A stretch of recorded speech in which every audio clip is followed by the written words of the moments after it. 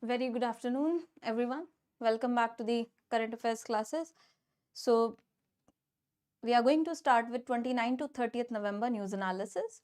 And let's begin with the first news in the ESI Finance and Business News category. So, first one which we have is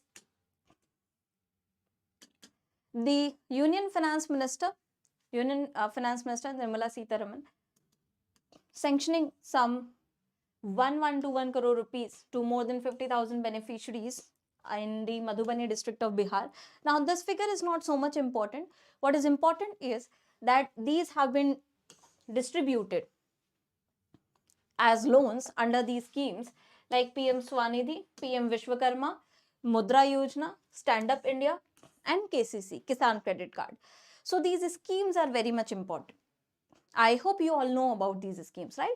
So what is PM Swanidhi? PM Swanidhi is basically targeted to empower the street vendors, empowering the street vendors, okay, empowering the street vendors,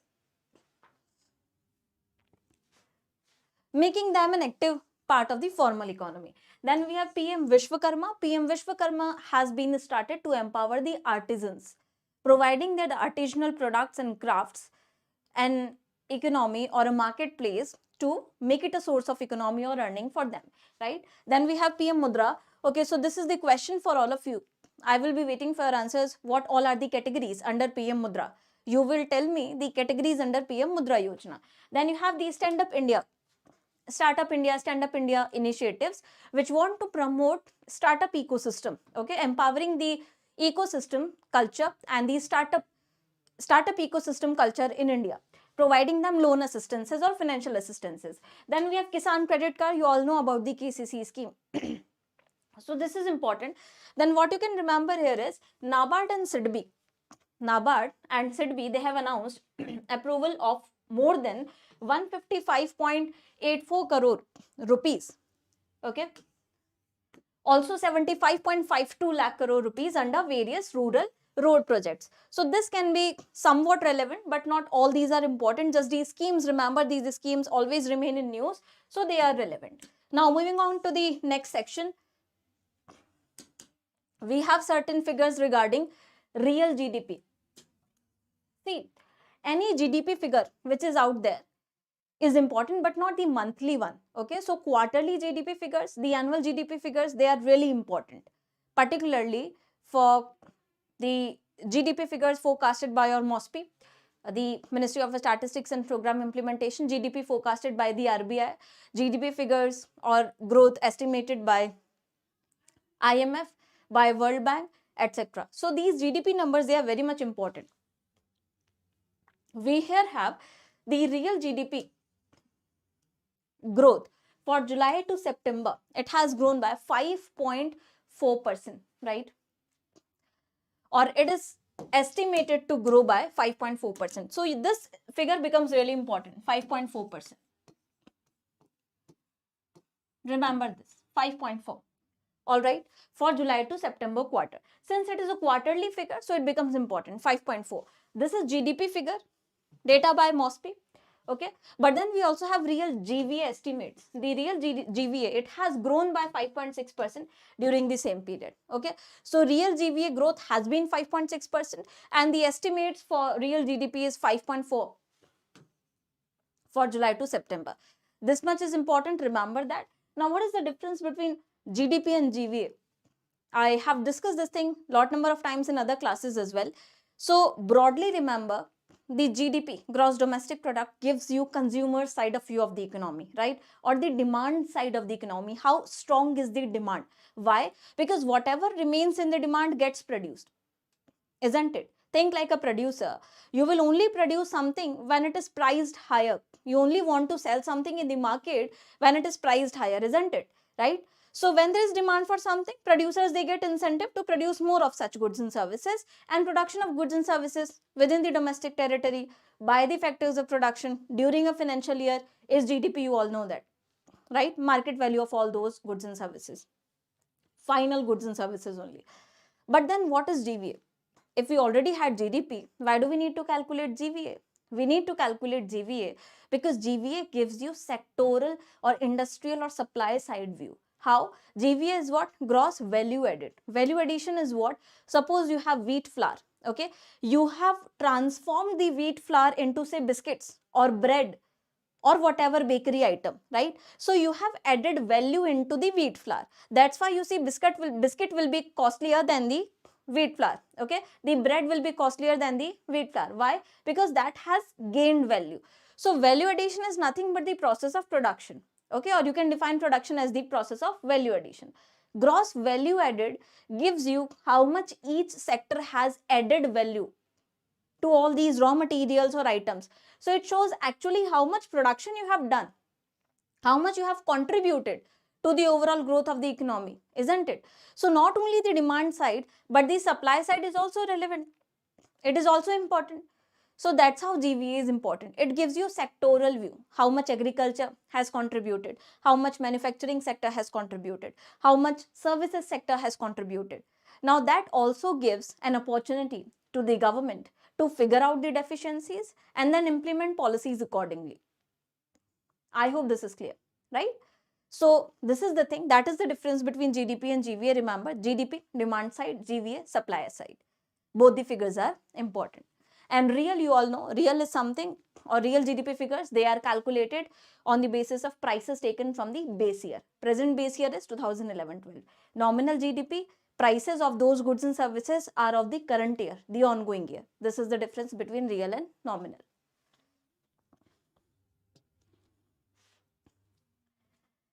So this was the thing. The next news which we have is the Ministry of Commerce data shows India's 8 core sectors output has increased by 3.1% in October 2024 on annual basis. So growth in 8 core industries is a good indicator that shows good performance of the industrial sector of India. Now 8 core industries, they are very important. What all are the 8 core industries? So you have coal, refinery products, steel, cement, electricity, fertilizers, natural gas, crude oil, right? These are the 8 core industries.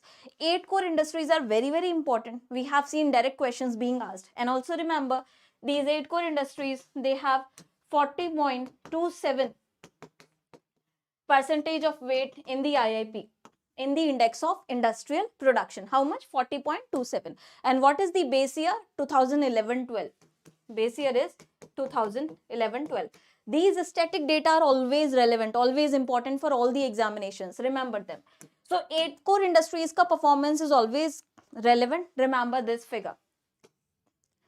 The next we have is the Central Board of Indirect Taxes and Customs, CBIC. It has organized a program, global 2-day program, the Authorized Economic Operator Program in New Delhi. Now, location is New Delhi, partner in partnership with the World Bank. So, partner is World Bank. Okay. So, on 28th and 29th November, it has been organized where various trade partner countries with whom India has good trade relations. So, 18 trade partner countries, some private sector representatives, some international organizations, right? They all have participated in this. And the overall aim of this meeting was, this program was to make international trade more secure and facilitate more easy trade, also positioning India in the global supply chain or the value chain, right? So this was the main aim of the program.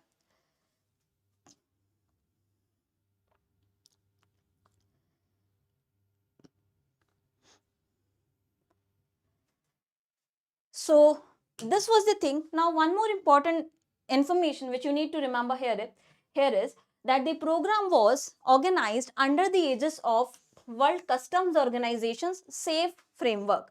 So SAFE framework really becomes important. First of all, this SAFE framework belongs to WCO, World Customs Organization, which works in the implementation of international customs standards and laws, etc. Right? So World Customs Organization's SAFE framework. SAFE is what? Standard to secure and facilitate global trade. How can you secure the global trade? And at the same time, you want to facilitate the global trade, right? This is the thing. That's why the organization WCO also becomes important. Now, WCO headquarters is Brussels. So, it is headquartered at Brussels, Belgium. Total members, if you look at this organization, 186. Is India a member of WCO? Yes, India joined in 1971. Who has joined latest in this organization? So Palau has joined in 2024.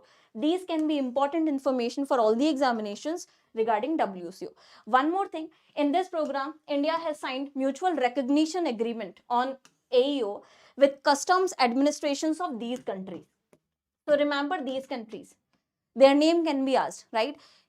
Under this program, AEO program, which all countries were there with which India has signed this agreement. So South Korea, Hong Kong, Taiwan, USA, UAE, Australia and Russia. These were the countries. I hope the news is clear. Next we have revision of base year. Revision of base year. The base year revision has been there in progress. It is going to be effective from February 2026. February 2026. What is this base year? Base year presently for GDP calculation or national income accounting in India is 2011-12, right? 2011-12. It is going to change to 2022-23. Now 2022-23 is going to be the new base year for India for national income accounting, but not yet. It is going to be in effect from February 2026. Okay. Now the committee which is recommending these things, trying to implement the new base year, etc., and the process accordingly, is being chaired by whom? So this also becomes an important question. This committee is being chaired by Bishwanath Goldar. Remember, this committee is being chaired by Bishwanath Goldar. Now, one very important question becomes here: why do we need to change base year? And what is the relevance of this base year? What is a base year? So, if you have seen in national income accounting,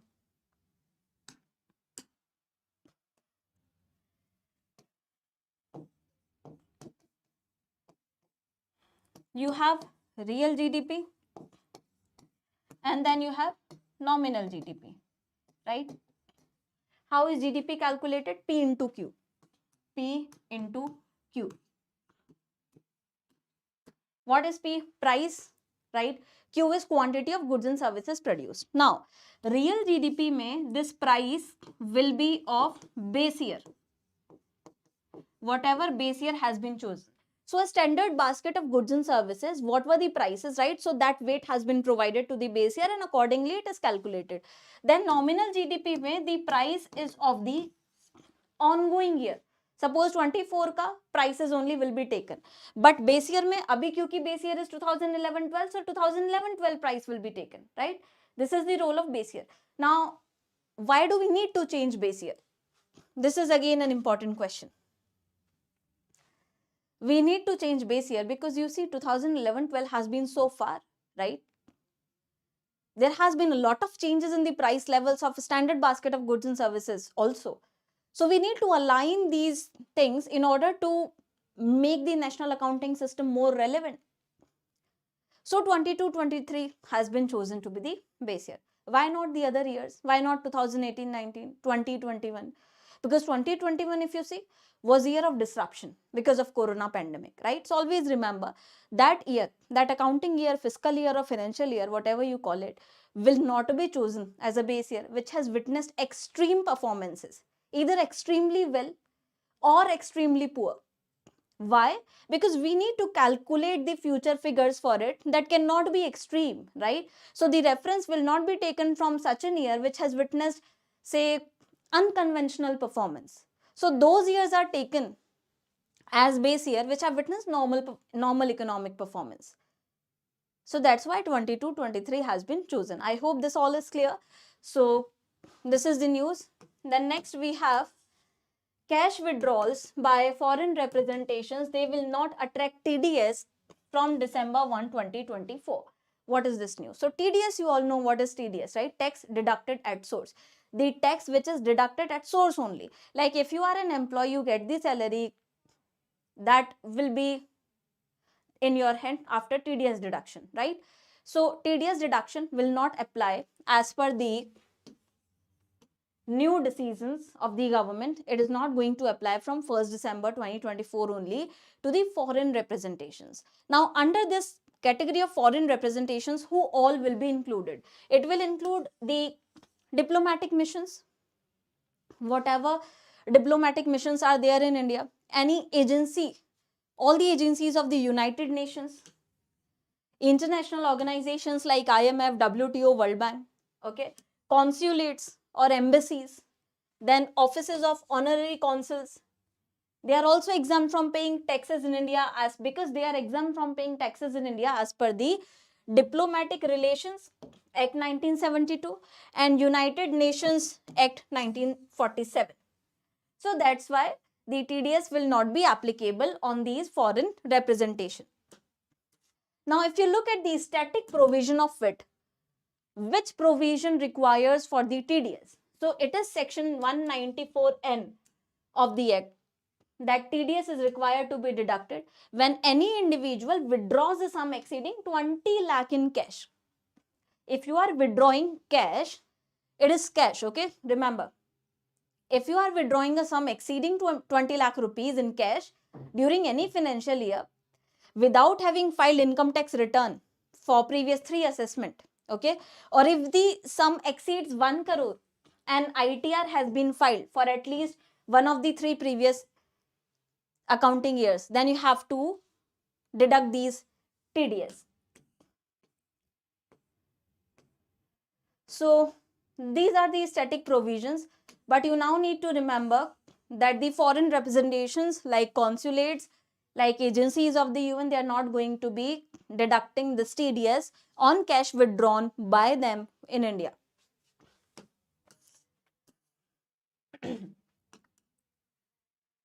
I hope it is clear, everyone, right? Next thing which we have is India's fiscal deficit for April to October was 7.5 trillion rupees or 46.5 of the estimate for the year. So this is figure regarding fiscal deficit from April to October. You can remember this, 7.5 trillion rupees. Remember this. Net tax receipts, if you see for the government, whatever tax receipts the government has received, tax revenue basically, for the first 7 months, they were 13.05 trillion rupees or 51% of the annual target. Now, what is more important, which figure is more important? Remember what is Indian government's target of fiscal deficit. So fiscal deficit target is 4.9% of GDP for 24-25. 24-25 के लिए it has been 4.9%.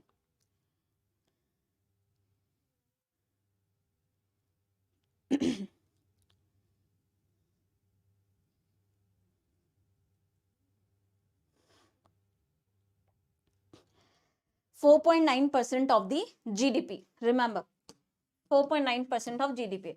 It was also stated in the budget when we have discussed this thing, when we have discussed the budget, right? 4.9%. Fiscal deficit, for all those who don't know, fiscal deficit is basically when the total expenditure of the government exceeds the total revenue, apart from the borrowings, right? Now, why do we need to cap it? Because fiscal deficit reflects what? Borrowing. When, take your example only, you as an individual, when you go into deficit, you don't have money, what do? You borrow, right? So what does government do? When government is running into a deficit, government borrows. So borrowing is equal to the fiscal deficit only. That's why borrowing is not separately included in fiscal deficit. Now, if fiscal deficit is much higher, that clearly means what? Borrowings are higher. So whatever tax receipts government is receiving will go in repayment of the loans because government has borrowed a lot. Are you getting my point? So actually the taxpayer money has to go into infrastructure development, in development of economic activities, providing infrastructure, capital into the economy. But it is going in, say, repayment of loan, getting wasted.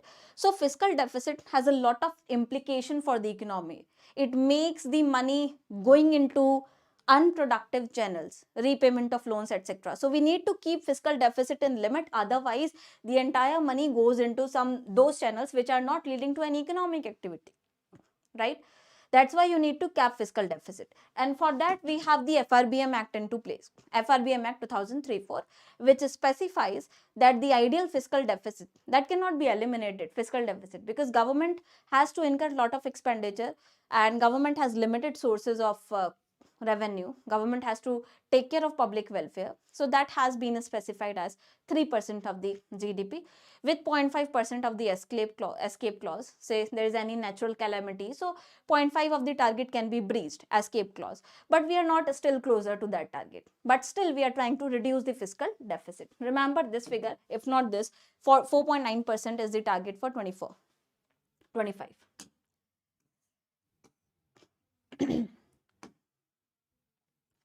I hope this is clear. Then we have Competition Commission of India has ordered investigation into Google in connection for a complaint launched by Winzo Games. Now what has been this matter? If you see, Winzo Games has alleged that Google is not letting its customers install Winzo Game app on their mobile application, highlighting some security concerns or malware concerns, right? So Competition Commission of India will be investigating into this matter, because you are not allowed, like Google has a dominant position in this market, right? So you cannot misuse that dominant position. So this is the entire case. Then moving on to the regulatory body segment, I hope the first segment is very much clear. We really had some important news. And regulatory bodies, may you have, according to the latest data by RBI, in the fortnight ending on November 15, the credit growth has slowed to 11.15% year-on-year basis. And the deposit growth has slightly outpaced the credit growth, reaching 11.21%. Now this is reversal of the trend. This is important. Why? Because if you have been following the important reports, we have discussed the financial stability report, right? The RBI annual report, etc. Now in these reports, it was clearly highlighted that there has been a diverging trend in the credit growth and the deposit growth of the banking sector. Why? There have been lot of retail lending on the part of the NBFCs. So that diversion needs to be reduced. Why? Because in future, in long time, if your deposit growth does not increase as the credit growth is increasing, as much as the credit growth is increasing, you can have liquidity crisis in future. Why? How do you extend loan as a bank or as a financial institution? You give out the loans from the deposits which you have, right?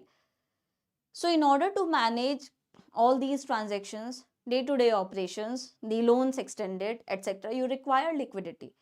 Deposits also need to increase. Now this has been done and credit growth has been lesser than the deposit growth, slightly, but then at least lesser.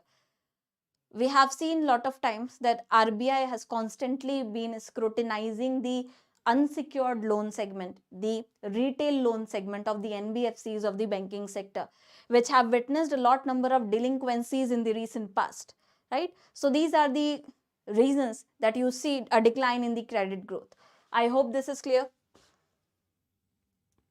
So remember, credit growth 11.15, deposit growth 11.21%. Then we have SEBI. SEBI has asked the National Stock Exchange and Bombay Stock Exchange to back up each other in case of an outage. Now this news is something which we have already discussed previously.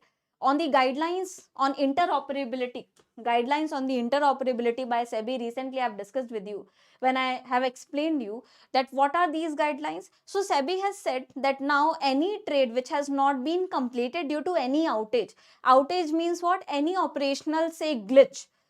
So you were trading onto something with underlying asset, and due to any operational, say, deficiency or any technical error or issue, the trade cannot be succeeded on, say, BSE, right? So now there can be an interoperability. That means what? Same trade can be initiated on NSE, on another exchange, so that the trading activity does not get affected and investors' confidence also gets boosted. I hope this is clear. So this is interoperability, and for that you remember I told you that within 75 minutes of such an outage you need to inform SEBI, and once you inform SEBI, within 15 minutes of that, alternative exchange will be provided to you for carrying out such a transaction or trade. So remember these 75 and 15 minutes as well. Within 75 minutes of such an outage, you need to inform SEBI, and within 15 minutes of your informing SEBI, alternative investment on the other stock exchange will be provided to you. Then we have the All India House Price Index, which tracks the housing prices, right? So tracks the residential home prices across the largest cities in India. It has been increasing. It has increased 4.3% annually in the second quarter of financial year 25 compared to 3.3 previously. Just this much is relevant, not so much important it is. You can skip this one. Moving on to the banking news. Banking may we have Center and the Asian Development Bank. They have signed 98 million US dollar loan agreement. Central government with the Asian Development Bank. Remember, this is significant, right? ADB. Center with the ADB has signed 98 million US dollar loan agreement. Now for what? For improving the horticulture farming, or improving horticulture farmers' access to certified disease-free planting materials. Your horticulture crops, what all are the horticulture crops? Like you have flowers, you have vegetables, you have fruits, right? Ornamental flowers. So these crops, for them, the disease-free planting materials can be accessed by the farmers. This loan has been sanctioned by ADB for this purpose. So remember the amount as well as remember the bank. And ADB is an important institution. We have seen recently that BRICS was a lot in news. That's why you saw a question on BRICS, I think in IRDAI or RBI grade B. So these questions, they become important, these static portion as well. So about ADB, we have discussed number of times. ADB is established on 19 December 1966, headquartered in your Philippines, and then total members 69 members. And who is the 69th member? 69th member is Israel. Remember, 69th member of ADB is Israel. This is also important.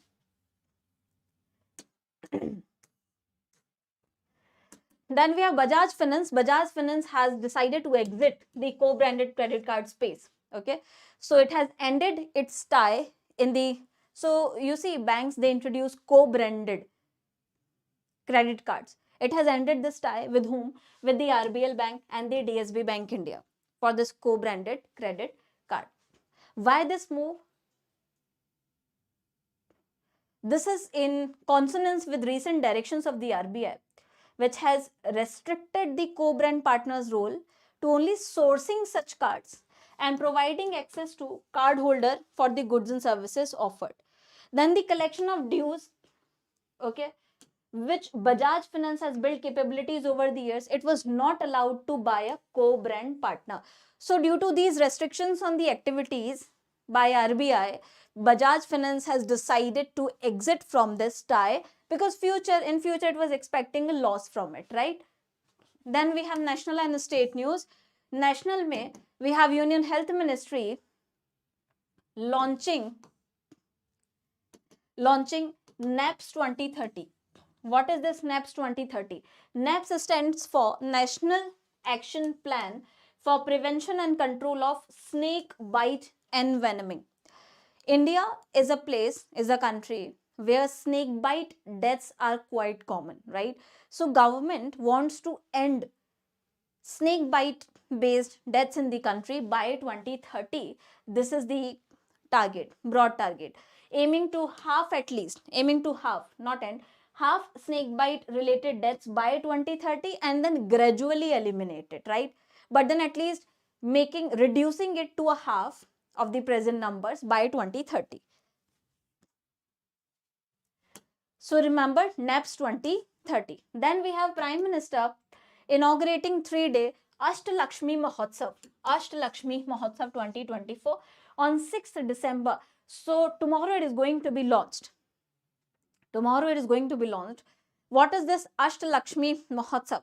Ashtalakshmi Mahotsav is basically a festival or a cultural gathering where they will be showcasing cultural, natural and artisanal wealth of the northeastern states. So it's going to provide the northeastern states a platform to showcase their rich heritage of culture, wealth, artisanship, craftsmanship, etc. So 8 states, the Arunachal Pradesh, Assam, Manipur, Nagaland, Tripura, Mizoram, Sikkim are going to participate. Now one very important question which can be framed in the upcoming examinations is, what is the mascot of this Ashtalakshmi Mahotsav? Mascot is, remember, Purvi. Purvi is the mascot of this Mahotsav.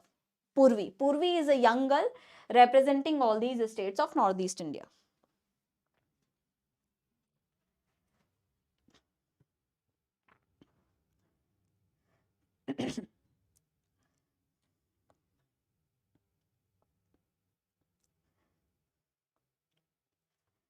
Alright, so remember the mascot of this Mahotsav, Purvi.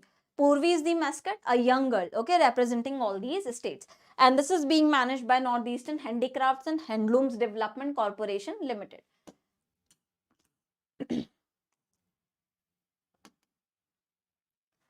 Then we have Union Minister of State for Textiles has informed that 3.6 lakh women have benefited from the Samarth scheme. How many? 3.6 lakh women have been benefited from the Samarth scheme. What is this Samarth scheme?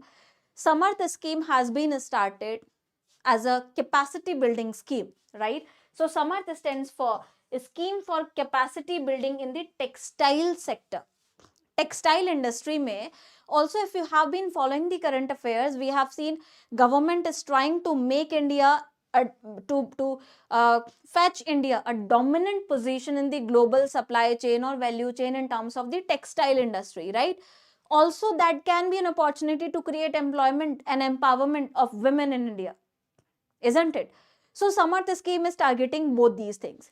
Now, under this capacity building skill development scheme for generating employment in the textile industry, 3.6 lakh women have benefited.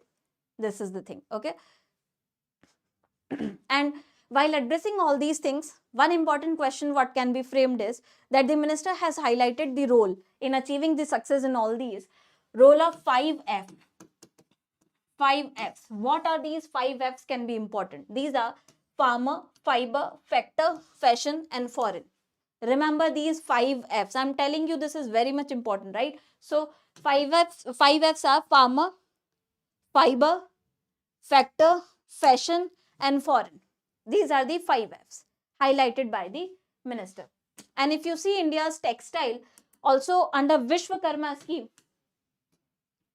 the maximum loan amount is given. It has been increased from 1.5 lakhs to 7.5 lakhs. Remember that. This is very important figure. PM Vishwakarma, which is providing an opportunity to artisanal craftsmanship of India, artisans from India. The maximum loan amount which can be given has now been increased. So it is going to provide a boost to the economy. Increase from 1.5 to 7.5 lakhs. And if you see the textile sector is the second largest employer after agriculture in India, okay? So textile sector is the second largest employer. Having these schemes is very much important. This was about the Samarth scheme. And remember the Samarth scheme has been extended for 2 years, right? For 2 years. 24, 25 and 25, 26 it has been extended.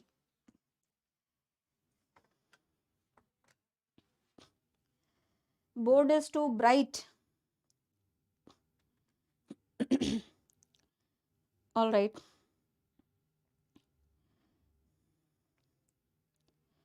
We'll fix it. But at least the text is visible, isn't it? Tell me. You are able to understand the text? It is legible? Yes, Shreya?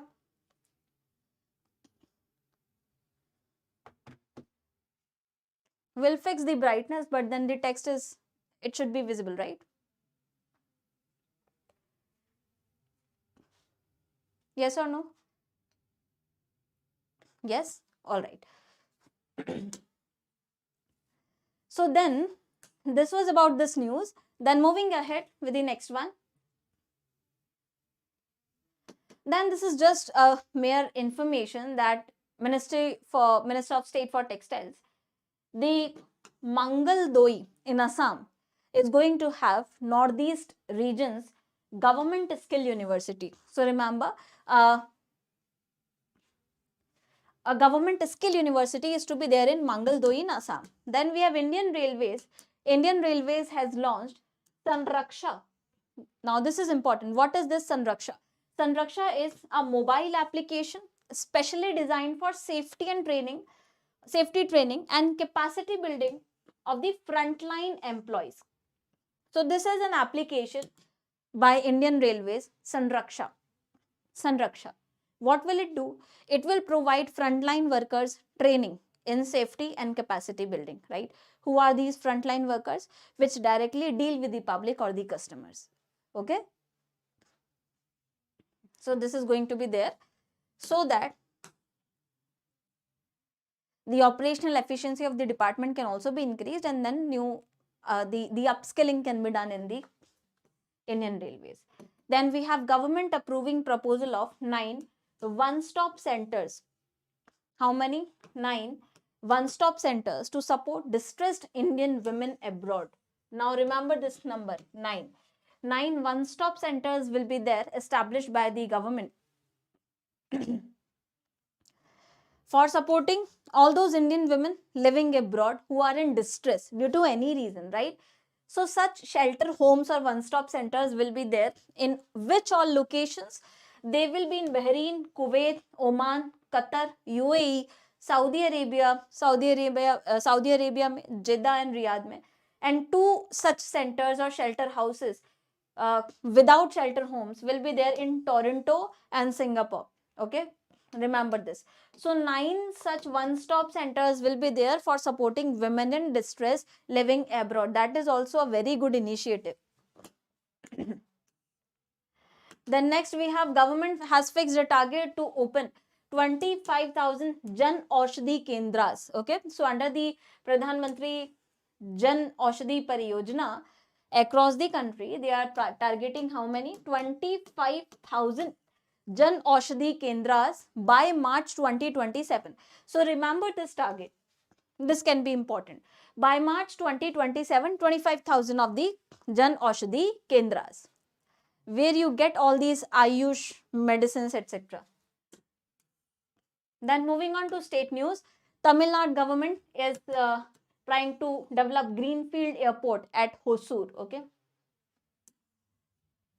What is Greenfield and Brownfield project? Greenfield is something which is starting from fresh. So these terminologies can be important, although the news is not so much relevant, but then Greenfield and Brownfield can be relevant. Also in terms of FDI, you must have heard these terminologies. Greenfield FDI, Brownfield FDI. Greenfield FDI coming into those projects which is starting from scrap, right? Not utilizing the existing company or infrastructure or the building. Brownfield ones are add-ons to the existing one. I hope the difference is clear. Okay.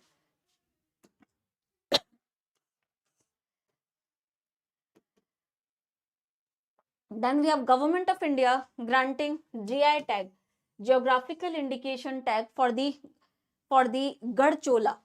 Gadchola, which is a traditional sari worn by women during weddings. Okay, so this is an important news, important fact for all the examination, because GI tags are important. So remember, Gadchola belongs to Gujarat. This is a variety of sari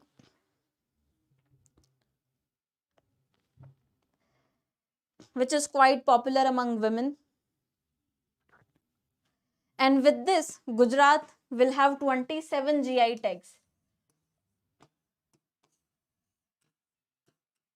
out of which 23 are from the handicraft sector. Okay, so with this, Gujarat will have 27 GI tags. And then Prime Minister will be visiting Panipat on 9 December to launch Bima Sakhi Yojana. Bima Sakhi Yojana. This can be important. Now, Bima Sakhi Yojana will do what? It will provide women particularly an opportunity to work as agents of the life insurance company or corporation, right? So here under this scheme, the Bima Sakhi Yojana, women will be working as agents of the LIC, Life Insurance Corporation, okay, to sell these products, and then they can earn income. So this is a step towards more women empowerment. Also, the reducing the gap between male and female participation in the insurance industry. Then we have the international news. International news mein we have India has secured its re-election to United Nations Peace Building Commission for 25-26 term. Okay, so India has again got this membership of United Nations Peace Building Commission. Now, what is this Peace Building Commission? The United Nations Peace Building Commission, it was established in December 2005. It is basically an intergovernment body. It works towards establishment of peace wherever there have been conflicts, in whichever phase the conflict is, right? So there is a proper model for this, the escalation and the de-escalation model of peace. That is not of relevance for us, but then conflicts, they escalate, they de-escalate, right? So in different phases of conflicts, the United Nations Peace Building Mission tries to resolve it and establish peace over such places, right? So this is the thing, and India has been a founding member of this commission. So it consistently highlights India's active role in peace building process globally. Okay. Then we have External Affairs Minister S. Jaishankar has inaugurated a new chancery of the Indian Embassy where in Rome, Italy. Okay. Chancery is basically an attached office to a consulate. So it is an attached office like of an embassy. So this new chancery has been opened up where, remember the location, Rome in Italy. Now moving on to MOUs, mergers, etc. So we have defense ministries of India and UK. They have signed a statement of intent on design and development of electric propulsion systems for Indian Navy. So these systems will be developed in collaboration with the defense ministries of India and UK. Right? So this is to develop indigenous navy or naval capacity. Then we have the CDAC, Center for Development of Advanced Computing, Chennai, under MeitY. It has signed a transfer of technology agreement. Remember, this is important. Transfer of technology agreement with NAV Wireless Technologies Private Limited. NAV Wireless Technologies Private Limited, where they will be transferring cutting edge technologies like NLOS, Vicinity, Illuminate to this NAV Wireless technology for deployment and commercialization of this technology. Okay.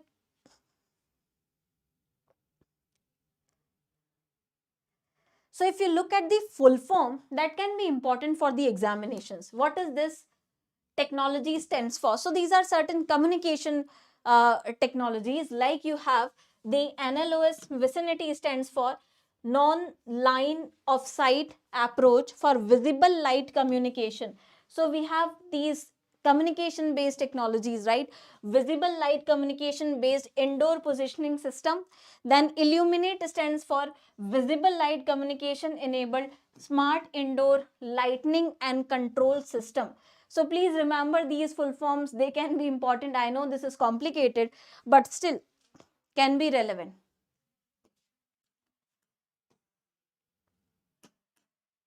Then we have NHPC signing an MOU with the Global Green Growth Institute to promote clean energy solutions.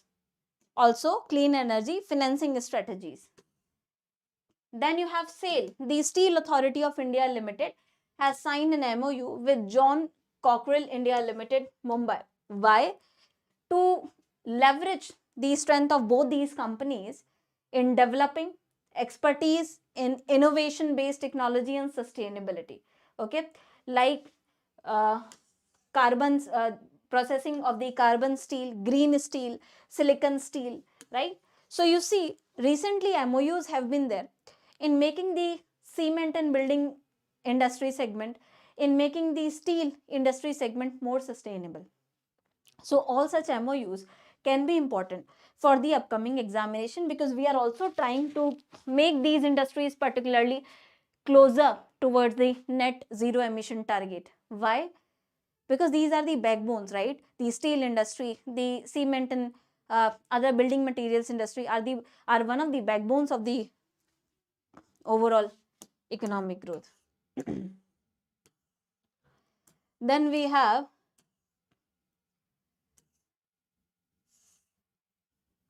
NASSCOM signing an MOU with Dubai International Financial Center to establish its member companies, okay, to enable its member companies to engage with the West Asian cities fintech and innovative ecosystem. So this is fintech sector collaboration, not so much important.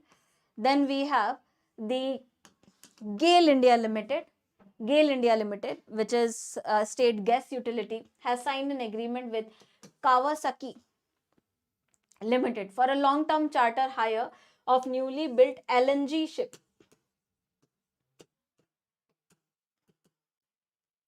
This LNG ship के acquisition के लिए it has signed an agreement with this. Now what is this LNG ship going to have? It will be a modern vessel. It will have a tank capacity of 1,74,000 cubic meters, okay, and it will be built by Samsung Heavy Industries of Korea. So this is to expand the vessel capacity, and remember GAIL has signed this agreement of LNG ship, also making it more sustainable, right? Then we have Esther DM Healthcare Limited and Blackstone backed Quality Care India. They have signed a merger deal through a swap deal, creating one of India's top 3 hospital chains. So this merger is going to create one of the top hospital chains in India, because the merged entity will now be named as Aster DM Quality Care Limited. Remember, the merged entity will be named as Aster DM Quality Care Limited. Then we have NHPC Limited has signed an MOU with Global Green Growth Institute to advance clean energy solutions, including agrivoltaics, green hydrogen, and sustainable financing. Okay, so this is basically to address the issues of climate change. Not so much important, you can skip this one. Then moving on to defense and science tech section, we have Union Minister of Ports has towed 93-year-old vessel, the ITS Amerigo at Indira Dock, Mumbai port. Okay, this is Italian training ship. It is in Mumbai from 28th November to 3rd December. And remember, Villaggio Italia, which is an Italian village, it has been set up near this ship only to showcase Italian art and culture. Then we have a joint military exercise, Agni Warrior 2024, between India and Singapore, 13th edition. I think this news we have covered in the previous CA classes also. So Agni Warrior 2024 is a joint armed force exercises. It has concluded in Devlali, Maharashtra. Which was the edition? It was the 13th edition, remember. Then we have Indian Navy in collaboration with Sri Lankan Navy has successfully seized approximately 500 kg of narcotics, okay, from the fishing boats in Arabian Sea. So this has been there. Then we have 15th edition of Aero India 2025. Remember, which edition? 15th edition of Aero India 2025. It is going to be held at where? At Air Force Station in Yelahanka, Bengaluru from 10 to 14 February 2025. Please remember this, and that's why the 14th edition facts also become important. The 14th edition was held in Bengaluru only, right? So from 13 to 17 February. So remember, Aero India 2025 15th edition is going to be there in Bengaluru from 10 to 14 February in 2025. Moving on to reports and rankings, according to a white paper by Forum for Progressive Gig Workers. Who are these gig workers? Gig workers are the contractual workers, those who work on the contracts or say daily wage workers, right? Like your casual laborers, like the construction workers, like the delivery boys, those who work on the contracts. So this paper on the gig workers, the gig economy market is expected to grow. The freelancers, for example, right, they all are gig workers. It is expected to grow at a compounded annual growth rate CAGR of 17% to reach a gross volume of for 445 billion US dollars by 2024. So this is how much potential the gig economy has into India's GDP, right? It has a potential to add 1.25% of GDP by 2030. That is a good amount. As I told you, the delivery boys, etc. So it basically supports your e-commerce business, transportation business, other services. So this is regarding gig economy. Then we have Karnataka remaining the top state for cumulative installations in solar open access capacity so far, okay, followed by Maharashtra and Gujarat, okay. So in this thing, Karnataka has led solar open access capacity after Maharashtra and Gujarat.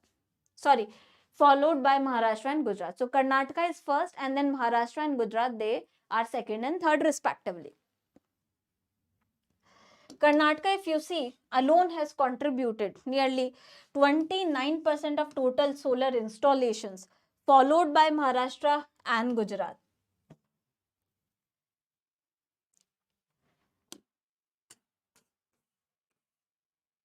Then you see Telangana, Karnataka and Maharashtra. They are the top 3 states in country registering maximum number of cyber crime cases. So this is not something to celebrate, right? We have 3 states, the Telangana, Karnataka and Maharashtra. They have witnessed maximum number of cyber crime cases in the country. And that's why the government is trying to curb these. Now, with this news, one important fact becomes relevant, which is Citizen Financial Cyber Fraud Reporting and Management System under I4C. Under I4C, it was launched in 2021. Now, this is for reporting of such financial frauds or say cyber crimes, and to stop these fraudulent fund transfers, right? So remember this thing.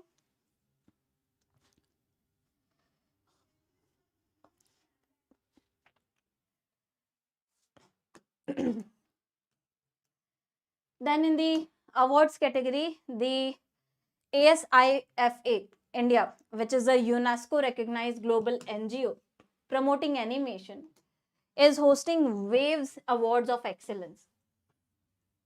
Waves Award of Excellence. If you remember previous CA classes, we have discussed this Waves, the audio visual challenges, right, launched by India as well. So under this Waves Awards of Excellence as a part of Create in India challenge launched under Waves, in collaboration with the Ministry of Information and Broadcasting, it has announced these awards. And the awards for students, professionals, they will be awarded in different categories like Best Character Animation, Best Visual Effects, Best Short Film. These awards will be there. And this is to promote creativity and creators' talent in India. Books may we have External Affairs Minister Jai Shankar releasing a book titled Tipu Sultan, The Saga of Mysuru Interregnum, authored by Vikram Sampath. Remember this name, okay? Which captures the era, and the book basically captures the fast moving and complicated era, also offers insights into policies, strategies, administration, sociology, diplomacy, which was used at that time, right? So Tipu Sultan has been very famous administrator or ruler, you all know that. So this book is there in news. Remember the author Vikram Sampath. Talking about festivals, Meghalaya will be hosting 2-day Megong Festival 2024. This is not Mekong, this is Megong, right? Megong Festival is belonging to, it is named after Megong flower, which blooms abundantly in the Garo Hills of Meghalaya, right? In the Garo Hills. You must have heard about these hills, Garo, Khasi and Jayantia, right? So Garo Hills mein this flower basically blooms, the Megong flower, and this celebrates the Garo culture. This festival, Megong festival, celebrates the Garo culture, where they have a lot of cultural activities, etc. Then we have the 30th edition of Kolkata International Film Festival.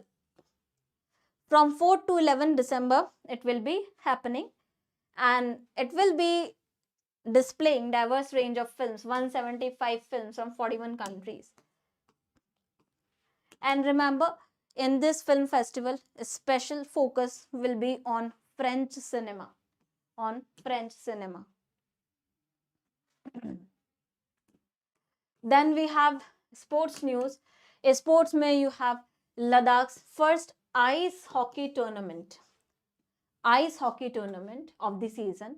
It is being held at 12th Ladies Tenzin Inter-Village Ice Hockey Tournament in Durbuk Village, located in Lalok region, okay, where 8 teams will be participating. Then in appointments, we have General Counsel of the WTO. WTO has reappointed Dr. Ngozi Okonjo-Iweala as the Director General for the second 4-year term. So this is reappointment, remember, of Ngozi Okonjo as Director General for the WTO General Council. Talking about conferences, Union Home Minister has inaugurated 59th All India Director Generals, DG and IG, Inspector Generals of Police Conference, where it is being held in Bhubaneswar, Odisha. Okay. Then you have the 4th edition of Plast Nepal 2024. Remember, 4th edition of Plast Nepal 2024 and 2nd edition of Geomandu 2024 are being hosted in Kathmandu, Nepal. So what is this Plast Nepal and what is Geomandu? Plast Nepal 2024 basically is an exhibition which highlights the connections, which highlights the plastic sector concerns, right? It was organized under India's Plastic Export Promotion Council, and it showcases 45 stalls from Indian companies alongside more than 150 participants from several other countries. Now this Plast Nepal 2024 has been there to strengthen the ties and cooperation in plastic sector across the South Asian continent, right? So this is for more collaboration of plastic products. Then we have the Geomandu 2024, where they want to explore the sustainable infrastructure, okay, development. So Geomandu conference basically aimed at promoting sustainable infrastructure development.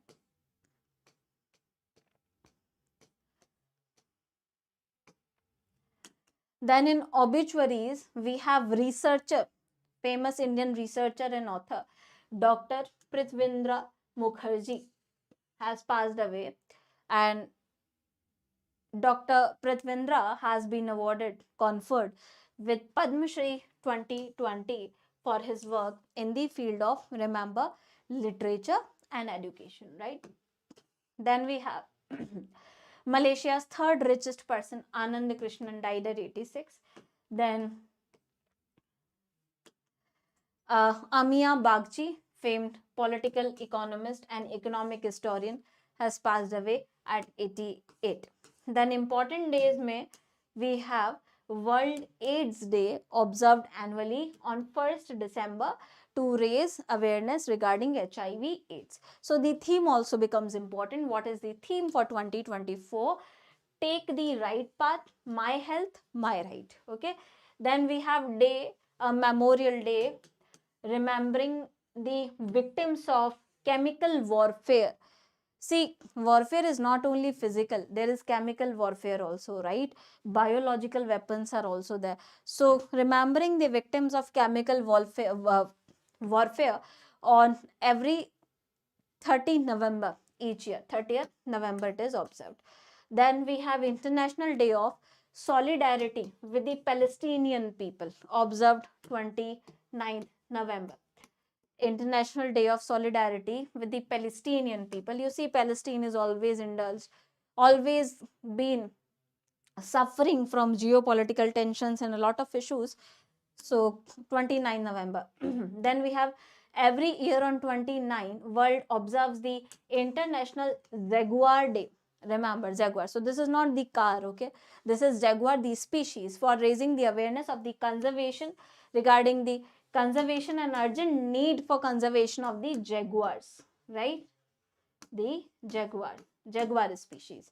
Talking about person in news, so we have Siddharth Kaul retiring from Indian cricket, announcing his retirement from Indian cricket and having represented India in 3 ODIs, many T20s in 2018-19. Okay, remember. So this was it for 29 and 30th news analysis. Now moving on to the shorts, the top 5 questions from today's discussion. I hope you all will be answering these questions. Let's see the first question. First question is, according to the latest data released by MOSPI, what is the real GDP estimated for July-September in the financial year 24-25?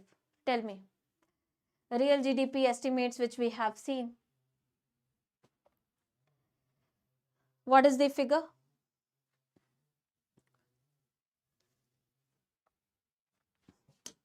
So the correct answer would be 5.4%. Remember, it is 5.4%. Okay. Then next is revised base years for GDP calculation or national income accounting are to be effective in India from February 2026. Which year will be taken as the new base year after 2011-12? Tell me. Which financial year is going or accounting year is going to be there as the new base year? Yes, question number 2. What is the correct option?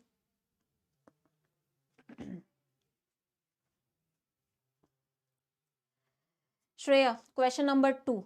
What will be the new base year? 22-23. Very good. So B is the right option. 22-23 is going to be the new base year. And remember, from February 2026, it will be implemented. Next question. Union Health Ministry has recently launched NAPS 2030 target. What is this NAPS stands for? What does this NAPS stands for? Tell me. NAPS 2030 target में what does NAPS stands for?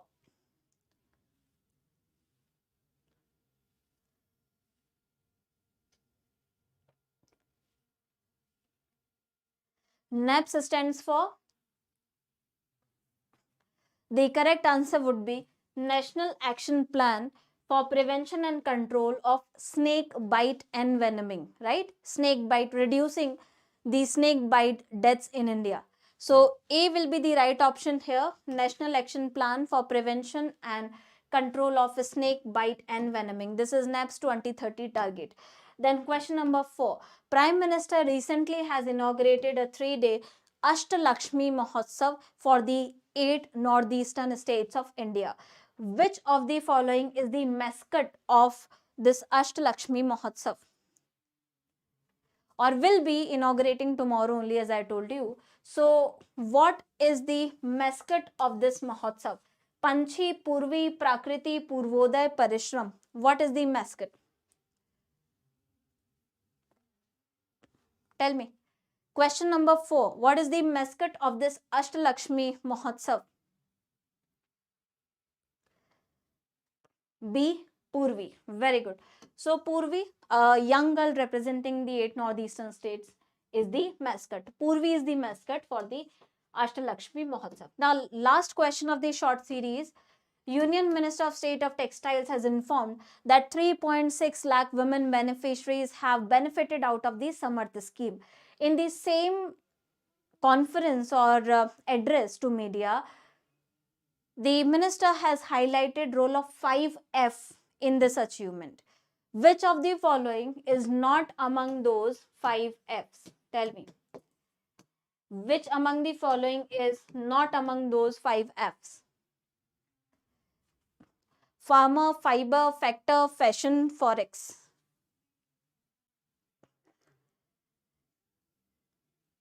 Which of the following is not a part of these 5Fs? Yes, answers please. Question number 5. Okay, so what a coincidence. Question number 5 and 5Fs, right? Tell me, which of the following is not a part of these 5Fs? You are saying E, forex. Very good. It is not forex, it is foreign, right? It is not forex, it is foreign. Foreign. So farmer, fiber, factor, fashion and foreign. These are the 5Fs highlighted. You see these kind of questions they have asked. Pillars, the 5Fs, cohorts, all these they have asked recently in the examinations. So that's why these questions they become important. I hope all of this is clear to you. These were the top 5 MCQs from the short series for today's class. And we really had important news today. Certain basic concepts, if not the facts and figures, certain concepts were important. I hope you have understood the importance of base year, the difference between real GDP, nominal GDP, how do we decide base year, etc. Thank you so much for staying tuned. I'll see you all in the next class. Till then, have a good day. Thank you so much. Yes, factor share represents the factors of production, not only factory, but factors of production, all those who are supplying these services, right? Okay. All right then. Thank you so much. See you in the next session.